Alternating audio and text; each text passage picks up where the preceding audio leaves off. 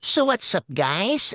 Ituturo ko sa inyo yung kuweba kung saan may mga lumang mga buto sa mga sinaunang tao na nakatira dito sa Tagbak Marine Park dito sa Liloan, Southern Leyte. Kasi meron dito makikitang maliit na butas na nandun nakalagay ang mga buto ng tao na mga unang nakatira dito sa Pilipinas, lalo na dito sa Liloan.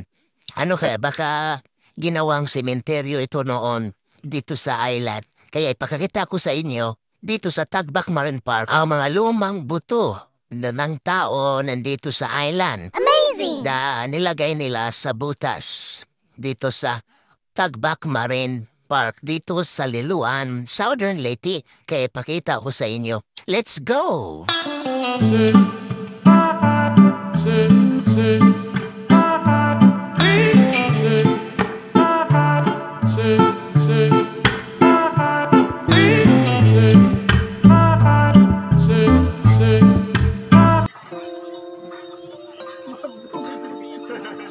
So na mga bukog diri guys, diri sa Tagbak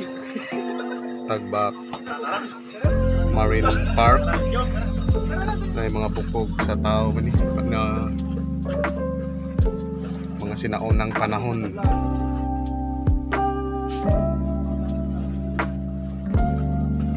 So yun na nakita ninyo yung mga buto sa loob ng maliit na kuweba dito sa Tagbak Marine Park, Liloan, Southern Leyte. Para makita ninyo ang mga buto dito sa Tagbak Marine Park dito sa Liloan, Southern Leyte, ay mag-visit na kayo dito guys. Visit na kayo para makita ninyo ang mga lumang buto na nakatago dito sa island ng Tagbak Marine Park dito sa Liloan, Southern Leyte. Sana ay nagustuhan ninyo ang video na to. Pa-share, like, and subscribe na rin sa aking YouTube channel. Visit na kayo dito sa Tagbak Marine Park, Liloan, Southern Leyte. Kasi maganda dito mag-relax sa inyong mga pamilya, barkada, kaibigan.